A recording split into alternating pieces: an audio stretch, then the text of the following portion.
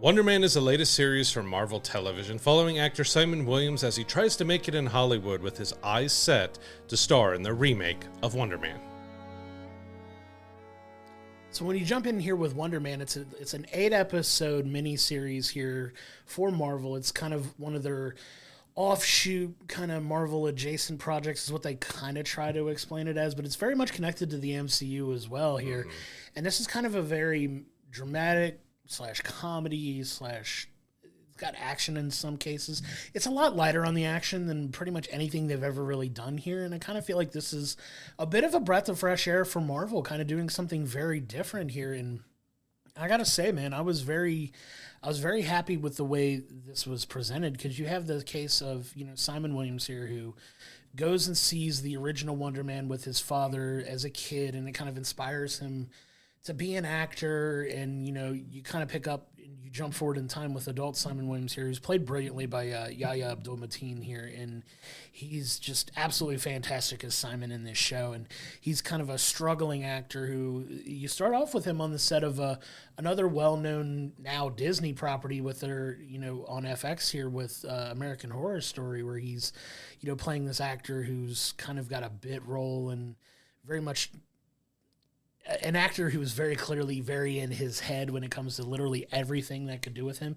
And you get to see this part of him struggling as he's trying to make it and, make his parents proud, make his family proud, but get that big role. And then he comes across the opportunity to potentially audition for Wonder Man as they're remaking it. And, he kind of just jumps in there. But yeah, this is such a differently done show than anything we've really seen so far, as it's not as much leaning heavily into the superhero element, although he very much does have some very strong powers if you know anything about the character Wonder Man. But that's almost kind of secondary for most of the thread lines of this show. It's very much about an actor here, but the thread of his powers is still pretty prominent throughout the entire run of the show. Yeah, this is basically Marvel's version of Seth Rogen's The Studio over on Apple TV. Like, it's very much them kind of going behind the scenes and behind the curtains, because each episode is kind of a different part of acting. It's auditions and self-tapes and callbacks and, dealing with agents and all of that. And then you said, yeah, he's very much in his head about everything. Like, he sees himself as such a big, serious actor that he goes too far at times. Like, he gets fired from acting gigs because he's dissecting the script and giving countless notes to the writers and the producer, and they're like, okay, we decided that we're going to cut your character and you're out of the show. And it's like, oh, but it doesn't stop him from keep doing that. And that's what's really good about this, is that once he meets Trevor and they start the relationship, Trevor becomes his balance of helping him figure out how he needs to be and giving him the direction. Because, of course, Sir Ben Kingsley is back as Trevor. Like, this is one, it's still so funny to me, because Iron Man 3 was so controversial with how they handled the Mandarin, because, they made him into a sham actor and all that stuff, and you've got the comedic over-the-topness with Ben Kingsley's Trevor.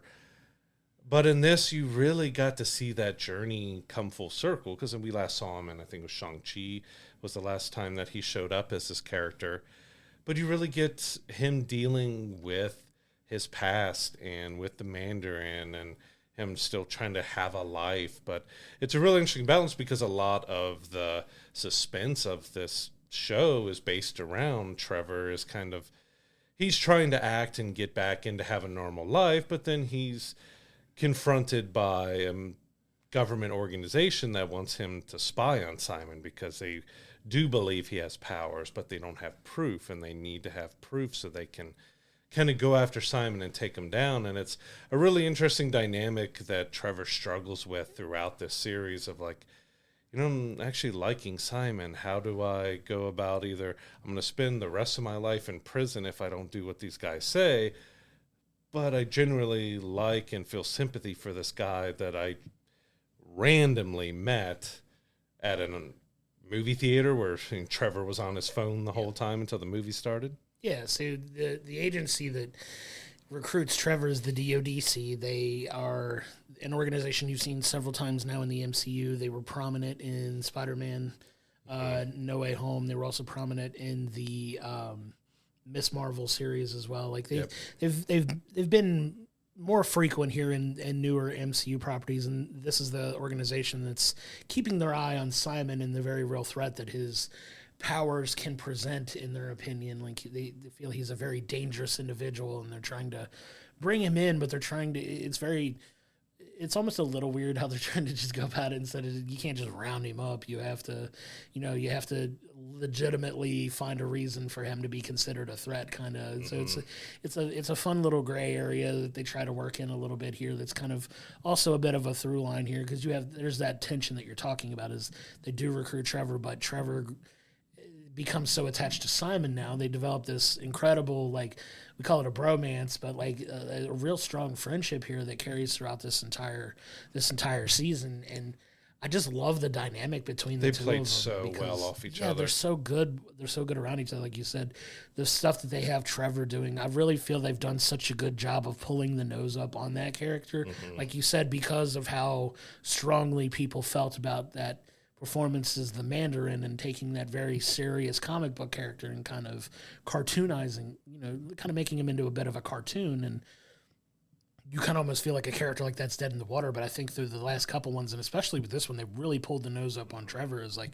Trevor is a character I legitimately care about now after watching this season and seeing what happens here. And you get, like you said, him kind of being that grounding support for Simon to kind of help him along, where he's eventually is cast as the lead in Wonder Man, and he winds up being cast as the sidekick. And you get, like you said, you get to see all of these elements that go into getting a gig like this. But there's a lot of hijinks around it too. That's a lot of fun side distractions while you're trying to deal with the fact that one of the major plot points in this show is the fact that there is what's called the doorman clause in these actors' contracts now in Hollywood, where you can't be a super-powered individual and be hired on to work in films. And you wonder, well, what does that mean? Why is that even a thing? And they take pretty much an entire episode, and I want to kind of dive into that episode in particular a little more with some of the fun stuff that happens in it. But you have the case of a character named Doorman, who is another obscure Marvel character that kind of makes their way into the MCU now, is the actor who becomes famous, who had powers, and a very serious thing happens on a set, but it's still presented in a very comedic way. But it becomes the reason why super-powered people are no longer allowed to work in Hollywood, because of the dangers they can present on set. And it really does a good job of kind of taking that balance of keeping the superpower element and keeping it prevalent throughout the show, where it almost didn't really need it, but it was fun to have in addition to, because you are dealing with a superpowered individual. Yeah, we might get into a few spoilers here for the show, so if you don't want to know any more of the intricate details, especially with there's a lot of cameos, and we want to talk about a few just because they were so good. Whole bunch of them.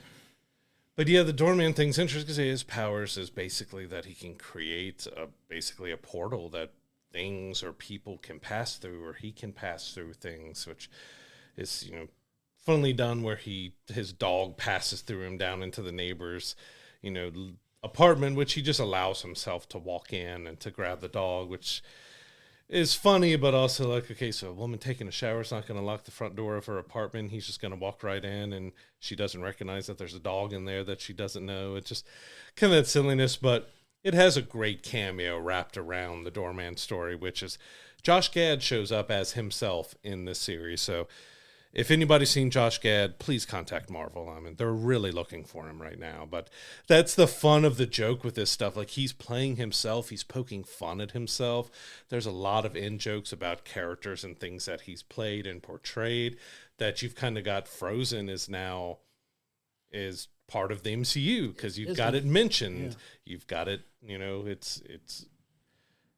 it's part of the MCU now because it's been mentioned, and you have songs, which that just caught me. I just started cackling and laughing. I don't want to give too much away about what they do with Frozen in this, but it had me cackling when that happened. So good, so funny. But yeah, I mean, you get this whole through line of what's going into making this movie that he was so, hell bent on getting, and feels like it was the role he was born to play because it was his favorite movie as a kid and inspired him into getting into acting. And you get the whole thing where he finally gets cast as Wonder Man, and you see how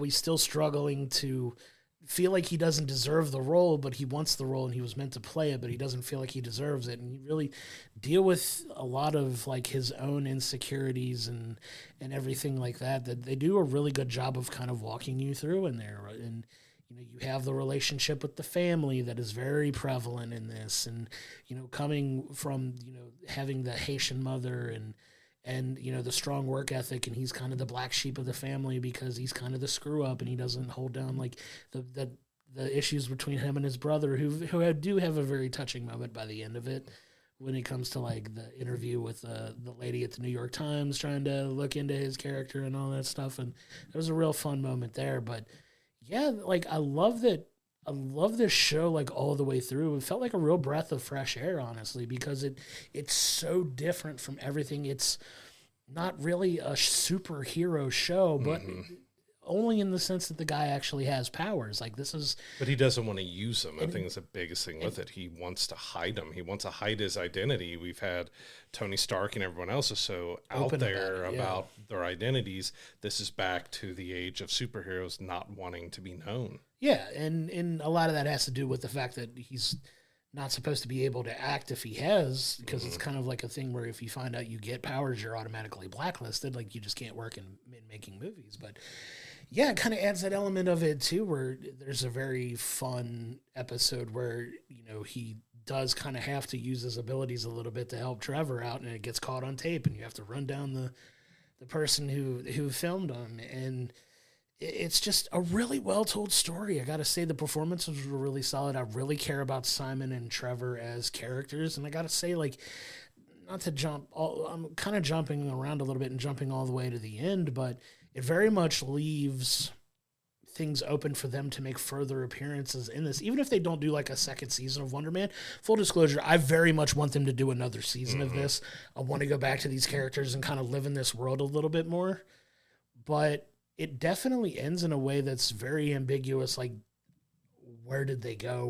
What's going to happen? And where are they going to pop up next? Because it's my understanding that they're going to make appearances in other MCU things, like potentially in a movie that's coming out later this year. Trevor will return in Avengers Doomsday. Everyone else is. You might as well put them in that as well. But like, I really cared about these two characters, and I really want to see where they go next. I want them to do another season of this. Like, I really feel like there's more meat on the bone that you can explore with these, because they do such a good job of really world building, like in this world here, like this little small pocket being Los Angeles, but we don't really explore that part of the country very often anyway, outside of Ant-Man. Like the West Coast hasn't gotten a ton of love, and I would love to see this like almost be like a little bit of a lead into a possible West Coast Avengers thing. I know that's a very popular comic that like people have wanted to see kind of integrated, where maybe you have like an Ant-Man and a Wonder Man and like a few other of those people that are like more West Coast based, because it doesn't always have to be around New York necessarily, but it's a pocket of the world that hasn't been explored yet, and I'd love to see if they could continue that and have that integrated somehow or something. I don't know, like maybe that's something they can do, but we'll see. I really got a lot of enjoyment out of this show. I was very happy with how it was done, and I want more. Give me more of it.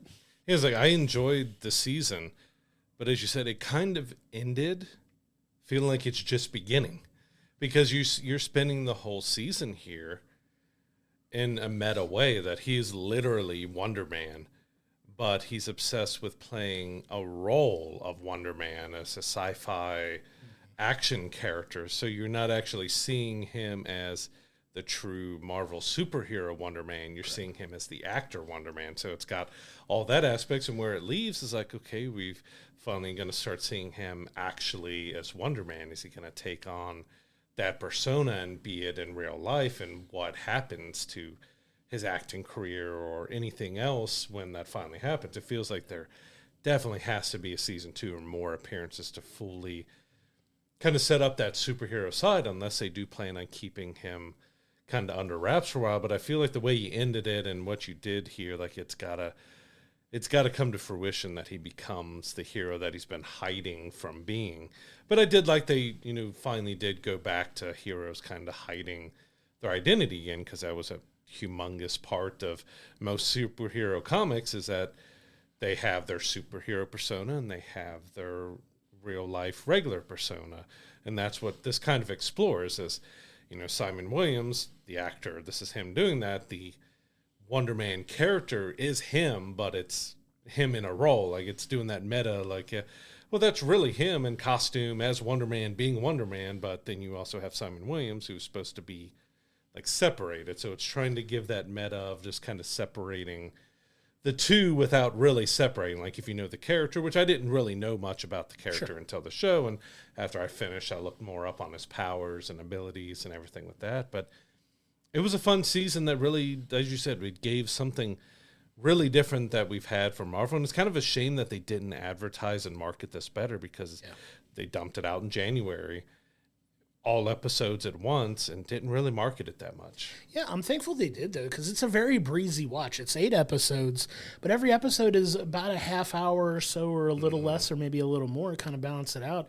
We wound up watching the show in one sitting and got through it in less than 4 hours. I think we started it at like 7 p.m., and we were done with this season by before 11 o'clock at night. Like, we got through it fairly quickly, so if you can carve out like 4 hours or less and knock it out in one sitting, you can. It flows very, very well. It flows smoothly. You can watch it in one setting like that, and it just flows from one episode to the next so well. Like, it's a very bingeable show, which I appreciate as well, because not every Marvel property do you get that, because a lot of those other shows tend to be like hour-long episodes. Make it a little harder to watch the entire thing, where you have to make an entire day out of it, as opposed to like a half a day if you wanted to, but you could pound it out in one setting. But one thing I really appreciated about this show as well is kind of the practicality of how they discovered that he had abilities anyway.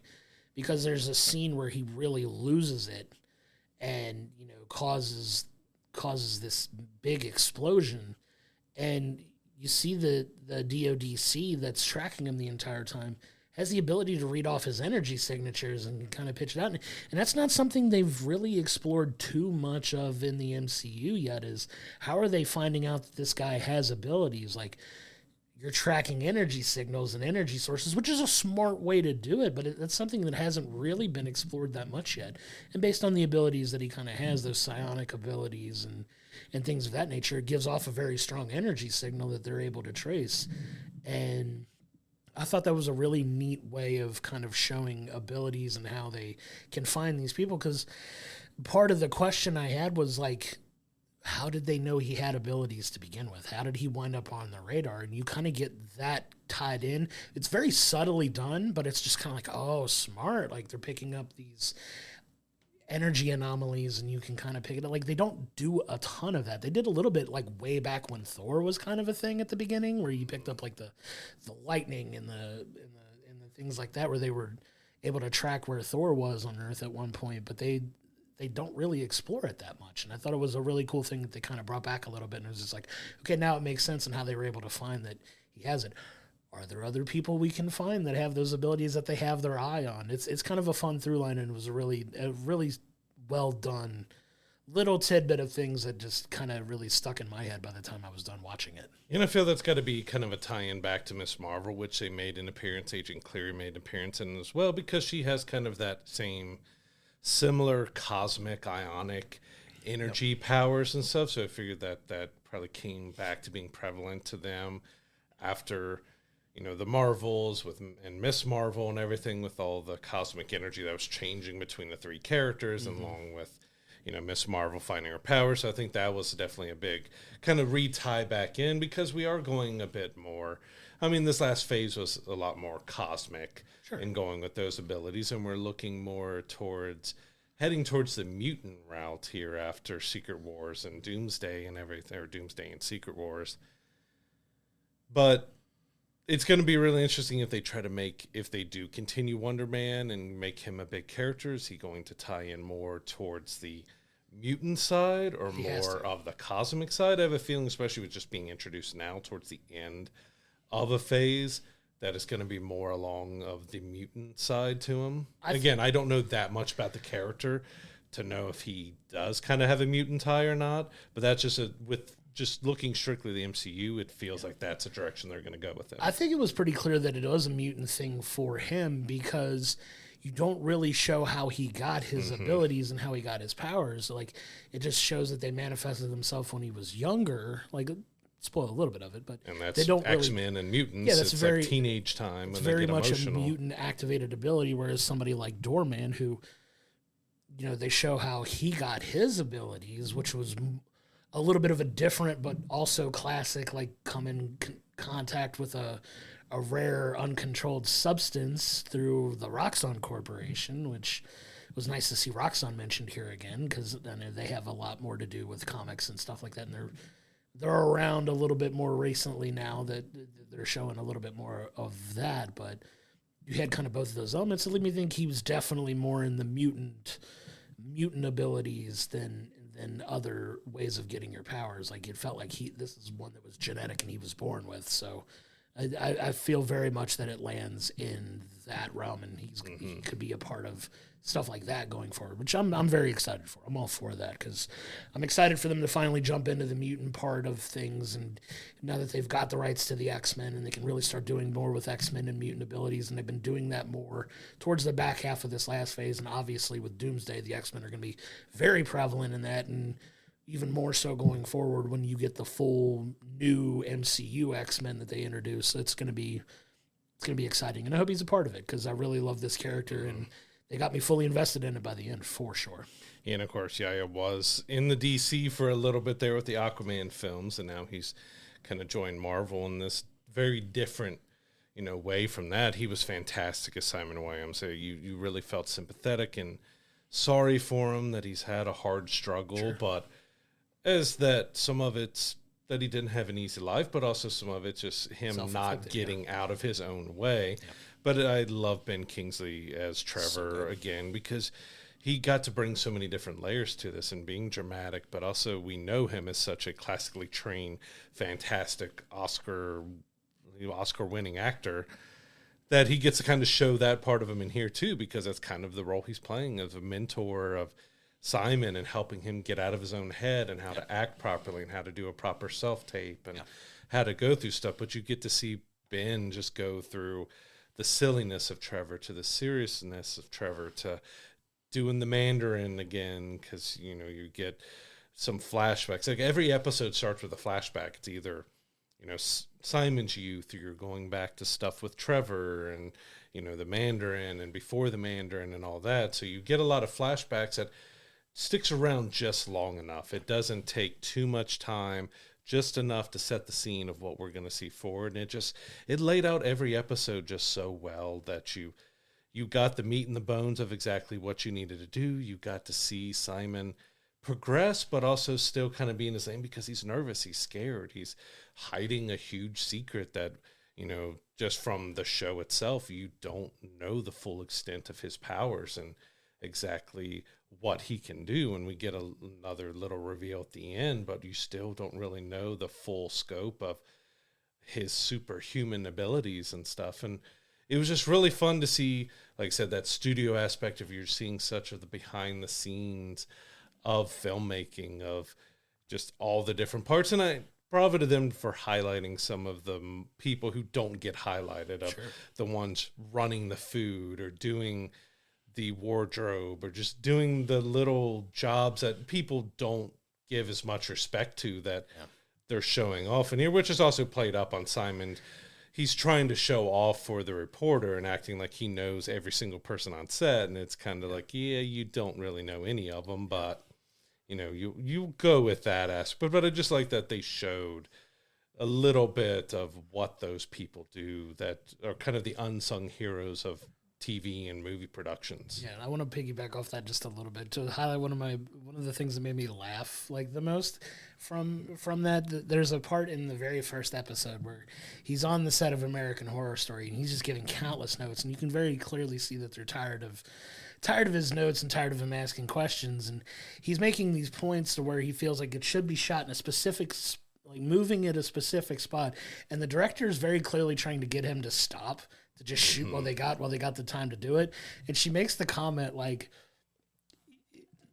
yeah, that might work, but we need to make it. It'll take too much time to tear down. It'll take too much time to set up and move the lighting and do all this. And then you have the light guy behind him, just so matter of factly. So I don't know why it made me laugh as hard as it did, but he was just like, "Yeah, it's no big deal. We can move it and be up in a couple minutes." And she just shoots him a look, where she was just like, Why did you? Why did you? All right, we're moving. I don't know why it just made me laugh. But he was just like, yeah, it's fine. It's not a big deal. We'll move the lights, and it'll take just a minute. It won't take any time. And she's just like, and just you could just see, you just see the look on her face. And she was just like, I think I finally got through to him, or it would have been okay, and I got him on board. And now you just enabled him even more to keep going, and he did, and he kept going, and he kept giving things before he eventually got fired. It was just so. And the way he got fired too was like they were trying to be so like. Not even straightforward with like, yeah, we talked with the like showrunner and everything, and we decided, yeah, we're just gonna cut your character and you're no longer part of the show. So thank you. Like in a brutal but also trying to soften the blow, but it was like, yeah, it's like not to kill his confidence completely, but it's just like, yeah, we decided you gotta go. That scene also made Twilight part of the MCU as well with that reference. You also got, which is one of my favorite cameos, which I'll talk just a little bit about this one, is that Joey Pantoliano was in there, so we get a Matrix. So good. Matrix is referenced in the MCU now and stuff, but the way that our lead was also in the latest Matrix movie as well. He was one of the Agent Smiths, so we have that tie-in too. It was very fun. Yeah, it was fun, but it just the way they played off of it, because they made it that Trevor and Joey knew each other from an old show, but Trevor hates him and thinks that he got him written off the show, but it was because of his drug and alcohol addiction. But he's got the posters of everything that he did around his whole home, and just looking disheveled and how he gets stuff, and like yelling at his agent after they leave. But then he gets a nice, surprising, like fun bit at the very end that had me laughing as well. But that was just great to see him doing that cameo in here. It was another one of my favorite ones too. It was so funny and just such a real thing where you see him as like kind of playing, he's definitely playing himself, but a little bit turned up for shows and a little sensationalized, but maybe not. You never know. But very fun cameo as well, with several of these that just made me smile and made me laugh. And I'll never look at Frozen the same way again as well, with the Josh Gad stuff. And very fun. Definitely worth your time to watch for sure. It's fun that they all can go in and poking fun at each other, even like with the Twilight cameo of Ashley Greene showing up to be one of the actors in there. She's just like, you can tell she's like, all right, like, just can you please stop saying that I'm from Twilight or something else? I've done other stuff than Twilight. Right, yeah. It was subtle to just look on her face like, oh, okay, yeah, thanks. Yeah, and like, okay, like, like stop referencing me. And then Joe saying like, hey, people call me, they call me Joey Pants. Like just going out that his nickname and everything, and there's a lot of fun games. There's just was a lot of fun, but there's a lot of heart behind Simon and what he does at between his ex-girlfriend and his mom and his family, and looking up and seeing that Eric has his own kind of persona in the comics as well, which we can explore and further seasons and stuff like this. Definitely ended wanting us to have more of this character, and I hope they really do give this character more time. Yeah, I do too, but the first season here of Wonder Man on Disney Plus, it's a hidden gem. They didn't do the best job of marketing it, but I really encourage everybody to dive into this show. I gotta say, man, I had such a good time with this. I'm giving this show a 9. Like, I really am. Like, it's really well done. The pacing is great. The story's great. They really did a phenomenal job of pulling the nose up on the Trevor character from, like, he's still kind of cartoonish in here, but in a much more charming way, and you get to kind of care about him more. I'm excited to see if they continue this. I would love to see a Wonder Man season 2. I had a ton of fun watching this. I think 9 is a very solid score for this. One that I'll definitely go back and watch again. Like some of these that I can say that I've watched just once and don't have a desire to go back to, I'm gonna go back and watch this one again. I kind of want to go back into this world and pick up more things that I hadn't seen before. But I think a 9 is a good place to land on it. Yeah, I was between an 8.5 and 9. I think I'm going to give it a 9 as well, just because it is so well acted. Each episode is structured very well about what it's trying to say or do, giving us a behind the scenes of movie and TV production and actors trying to get their self-tapes and auditions and everything else, and just seeing how cruel and crazy and wild it can be trying to get that, but also layering in the superhero stuff and, the Trevor and giving us references back to Iron Man 3 and all the way throughout here with the Mandarin. And it was so different, but tied into so much of the MCU. And yeah, I'm really looking forward to seeing Wonder Man, seeing Simon, and even seeing Trevor and seeing all of them again. And hopefully we do get to see a lot more, because we do have these characters that are considered a little bit smaller by Marvel, like Shang-Chi. And now with Wonder Man, I don't want Wonder Man to get the Shang-Chi treatment where we've waited, feels like 10 years between the last real appearance of Shang-Chi before we got in the animated form, and now we're going to be getting in Doomsday and everything. But like, don't let this character sit and just waste away. Like, it was so, you set up something so interesting with them, you've got to carry on and give us more of this character. For sure. I hope the show does well. Hopefully a lot of people will tune in. All the episodes of Wonder Man, all are available on Disney Plus right now. Go check it out. It's very much worth a watch. It's such a breezy, like we say, it's such an easy watch. It's an easy show to binge. You can get it done in less than 4 hours if you jump right through, skip the intros and the recaps in between episodes, but you can breeze through it fairly quickly, and it felt like a slightly longer movie than just like a full-on TV show, but they do such a good job of keeping the story linear and going and moving forward that you can get it done in one shot and not feel like, I didn't feel like it ever drug on too long. So I'm very excited about that. Yeah, so thank you so much for tuning in. If you feel so inclined, do all the things help the show out, from follows, shares, likes, and comments on social media to subscribing on YouTube and your favorite audio platforms. All of it helps us out so much, and we can't thank you enough for your support. You can also find us over on Patreon at patreon.com/we'llbringthepopcorn. You can get each and every episode delivered to you early. It's some exclusive merch items, and also get your name read out at the end of every single episode. Once again, that is patreon.com/we'llbringthepopcorn. That's going to do it for this one. We'll see you on the next one.